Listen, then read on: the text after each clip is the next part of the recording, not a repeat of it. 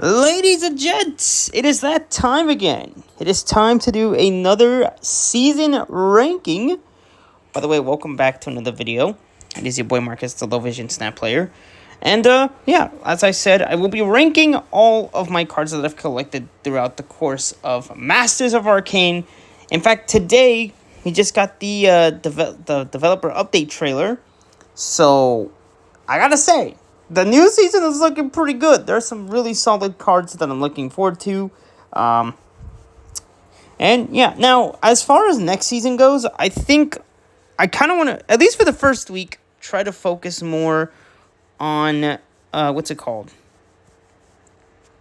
I want to focus more on getting a bunch of tokens, right? At least have a fair amount to where I can open a lot of packs.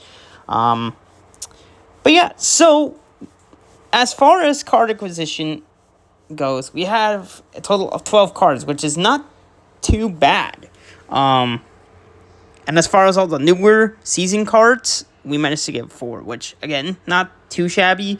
Even though there were a lot of other good ones, like the Ancient One and Nightmare, that I didn't really collect on their debut weeks. I know for a fact I might have a chance to collect those. I might have a chance to earn them at some point in time. So, with that being said, let's go ahead and kick things off with our first card of the season. In fact, it's the one that you can get with the season pass, and that is none other than Merlin. Now, this dude is a 2/3, and he basically summons an incantation into your hand. And each of these incantations can kind of benefit your cards, or, Merlin himself. And and honestly, I will say, he is definitely better than Agamotto, which might come as a shock to some of y'all, because you all know that when I got Agamotto, I just fell in love with that card. It was really, really fun. But that's pretty much what Agamotto is. He's just a fun card, right? Like, yes, it is cool to have an extra 4 energy. And yes, it is cool to kind of move your opponent's cards and deal a little bit of damage. But he does have some downsides. For example, his Arcana takes up deck space. And so it's like, for the most part, you're drawing his Arcana instead of the cards that you actually want. So it's a bit of a downside. Now, Merlin's incantations, they all spawn into your hand. So, it's like, instead of taking up deck space, they are taking up hand space. But here's the deal. There is a way to work around that, and that's with Bullseye. By the way, check out that video where I think I made a video showcasing that, where, I built a Bullseye deck using Merlin's incantations and added cards like Diamondback and all that. But for me, I think Merlin is a lot more practical, like, especially with his incantations. So there's Omniversal Presence, which will basically change a location to a new one and give Merlin, I think it's +2 power, which is not bad. It's not bad. He'll get a little bit of a buff every time you do that. And then there's also one called Once in Future, and basically that one is going to put the lowest power card or lowest cost card into your deck and give you, in return, +2 energy, which is pretty solid. It's not as much as Agamotto's Bolts of Bullfuck, but it's still good enough to ramp out something like, I don't know, maybe you're playing an ongoing deck and you want to ramp out Khazar as soon as possible. That's the beauty of it. And then there's also Polymorph. So let's say your opponent plays a debris and you have a bunch of rocks on location, right? And maybe instead of putting it back in your deck, you could just play Polymorph and he'll switch, change the rock to a card that costs more, I believe. And yeah, overall, I think he's just a lot better than Agamotto. And as a Season Pass card, he's really solid. So, with that being said, I believe that Merlin is absolutely amazing. Now,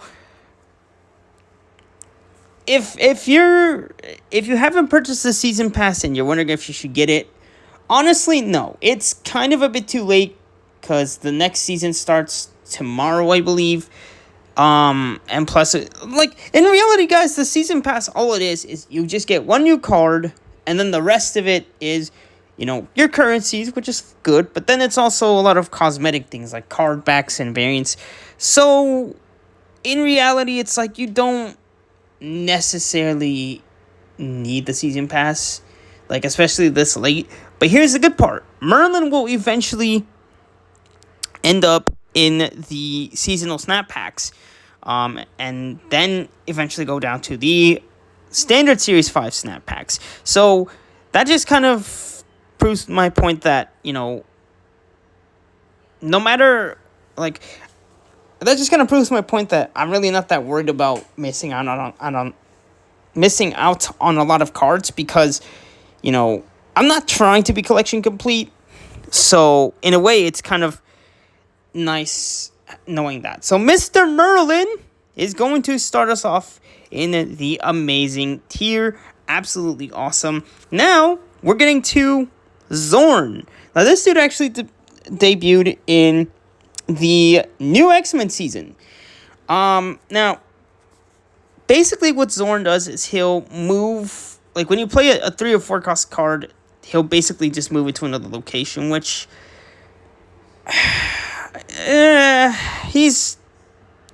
it's okay. It's not that good. I mean, I guess, like, with cards like Vulture, he'll work fine, but that's pretty much it, right?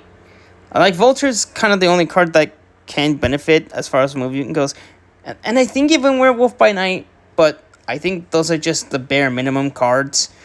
That I'm sure there's probably more, but that, yeah, it's, I don't know. I think Zorn's just okay. Like, he's just average. So, yeah. Mr. Zorn is going into the average tier. Bada bing, bada boom. After Zorn, we are going into... Who's the next card? After Zorn, we are going into Fanface. So this is one of the cards that came out from during the What If season, I believe. This is one of the Series 4 cards that you can get in these seasonal snap packs. And basically, his ability says, activate, move your other cards here to the right. And sadly, this is another one of those average cards. And to be honest, there is a card who kind of does the exact same thing but gives your cards a boost, and that's Aranya. So, in a way, at least for me, he's kind of a worse version of Aranya. Because, one, he's more expensive. I mean, the power is good, but, when you take away that, he's much more expensive than Aranya. And it's like... Also... Oh, no, wait. Heimdall pushes cards to the left, I think. No, yeah. Also, I don't know. I think when I did play Fanfei, it was hard to get his ability right. I never really found the perfect opportunity. So I think honestly, he's kind of terrible. Like, not in terms of power, but in terms of his, like, first of all, his cost, and then also his ability just feels like there's another card that has kind of the same ability, but maybe just a bit worse. So, sorry, Fanfei, you are the first card to go into terrible. No greats yet, but they might come. After that, we are getting into Topaz. Now, this dude is actually kind of cool. He's a 3-cost 4-power card. And it says, after you play a card here, move it to the middle location. And this actually opens up a lot of fun stuff, right? So, I can imagine, like, if you pair this with Hydra Stomper, you put Hydra Stomper in the mid location if possible, and then you play Topaz on left or right, and then you play stuff like Human Torch, Vulture, right?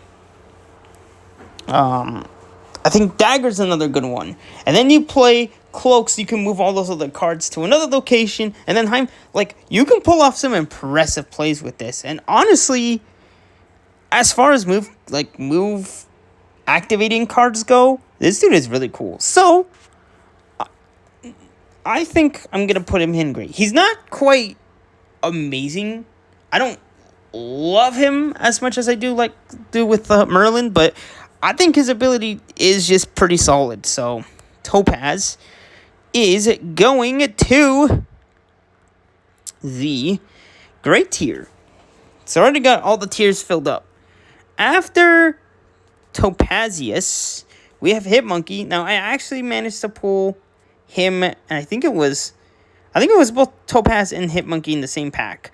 But anyways, Hitmonkey is a 3-cost, 3-power card, and it says on reveal, gain +2 power for each other card you play this turn.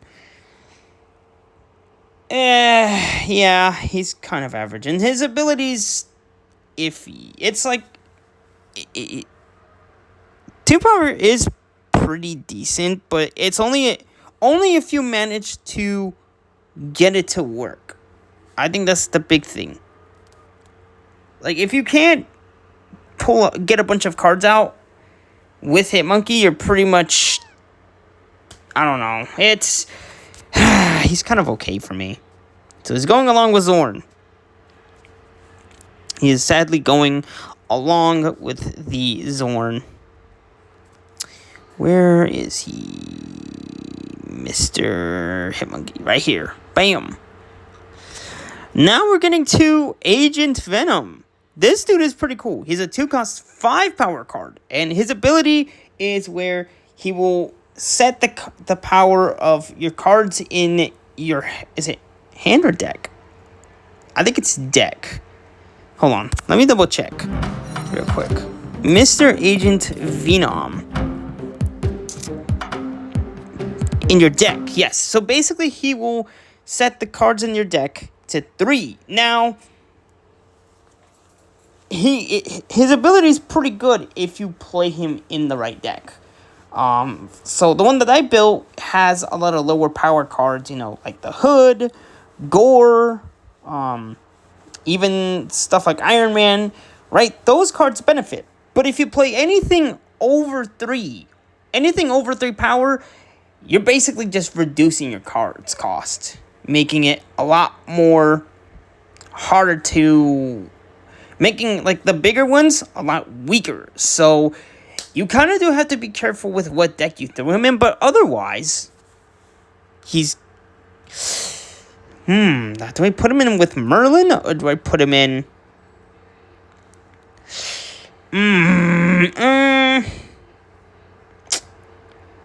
I'm going to put him with Topaz. I'm putting him with Topaz. Even, yeah, I'm putting him with Topaz. He's a really great card. But, or is he just as good as... No, yeah, I think that's a good spot. Maybe later, if I feel like it needs to be changed, I may move Agent Venom up. But then we got Jennifer Kale, a 2/2, activate. Next turn, you get +1 energy. Honestly, guys, I'm just going to say this straight up. Jennifer Kale is essentially just Psylocke, but with an activate ability. I mean, look. Let me pull up Psylocke real quick, so you can kind of see what I mean. Where is Psylocke? Psylocke. Or is she a 3? No, she has to be a 2. Yeah, here she is. Look. Next turn, you get +1 energy. So, Jennifer Kale is essentially a Psylocke, but with an activate ability. And, I mean, there really isn't anything to write home about with Jennifer Kale, so she's kind of average. I hate to say it, but she's just kind of average. She's not terrible. Her ability isn't terrible. It's just there is already a card that practically has the same ability, just reworked. So yeah, it's just an average card. I'm sorry. That's just my honest opinion on it. But yeah, let's see. What is Psylocke's power, though? 2-2. And, yep, sure enough, 2-2. They're both the same power and cost.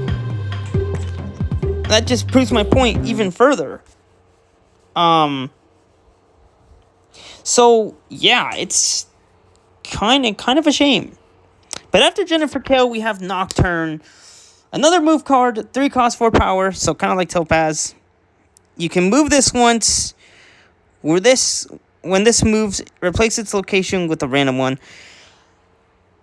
Look, I kind of get what they were trying to go for this one, but honestly, with the Merlin, it's like, there's no need for this. I mean, sure, it adds an extra layer of gameplay, but Merlin's Omniversal Presence practically does the same thing, but without the moving mechanic. So, yeah. Yep. Alrighty.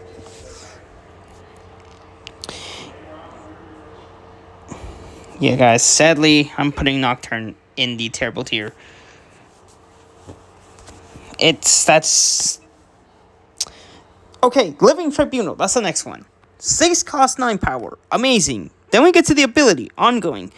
Set your total power evenly. Split your total power evenly among all locations. So, I guess he takes the total power... and then splits it amongst other locations. This can be good if you use it right, but it is very tricky.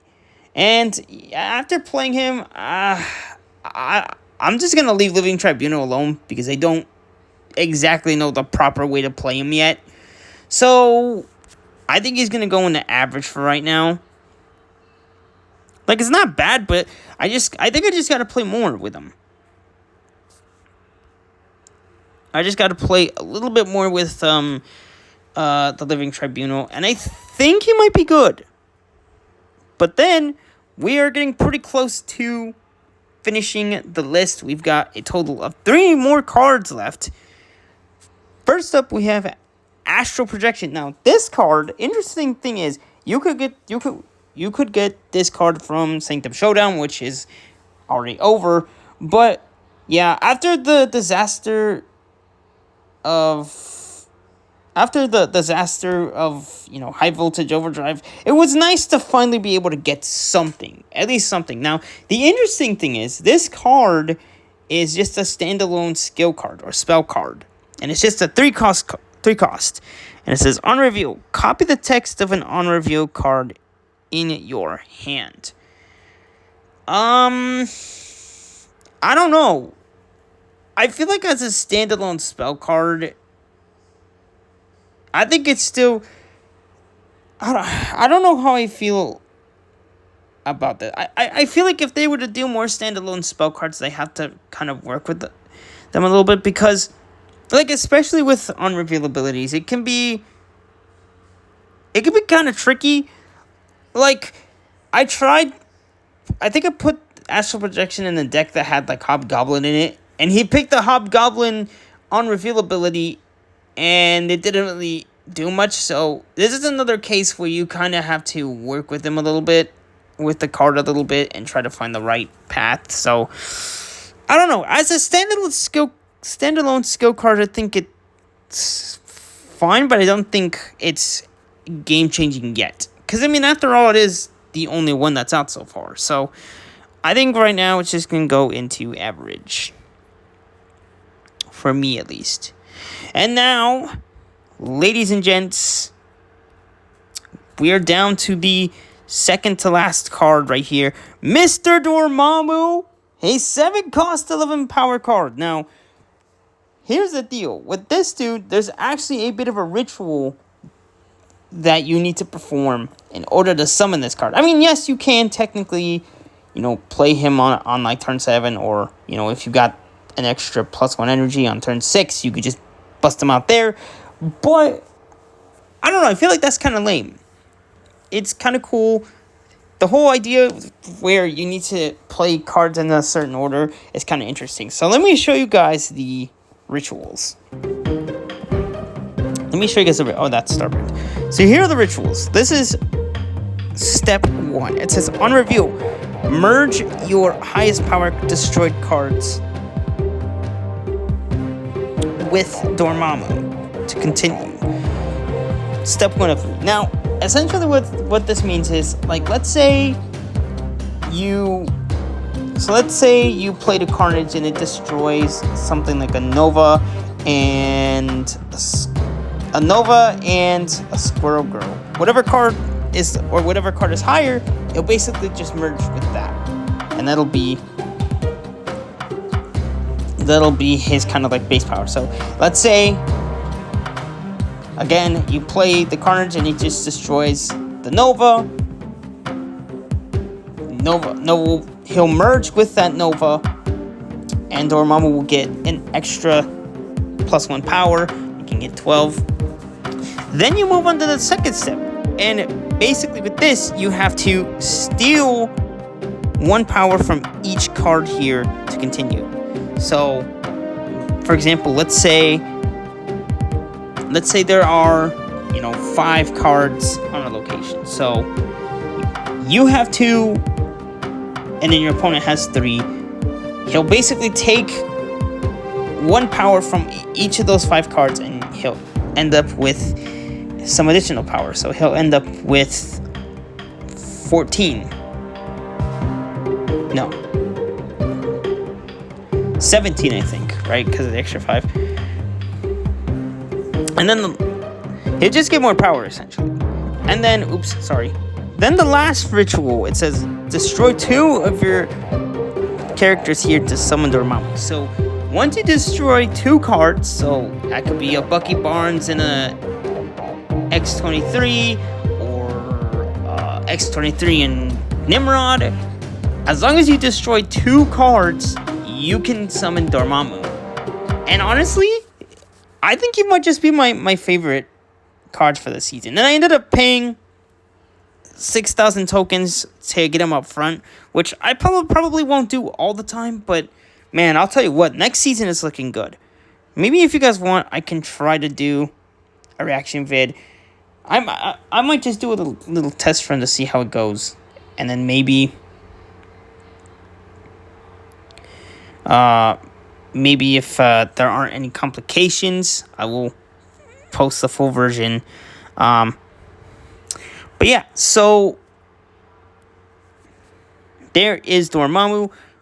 He is going to go alongside Mr. Merlin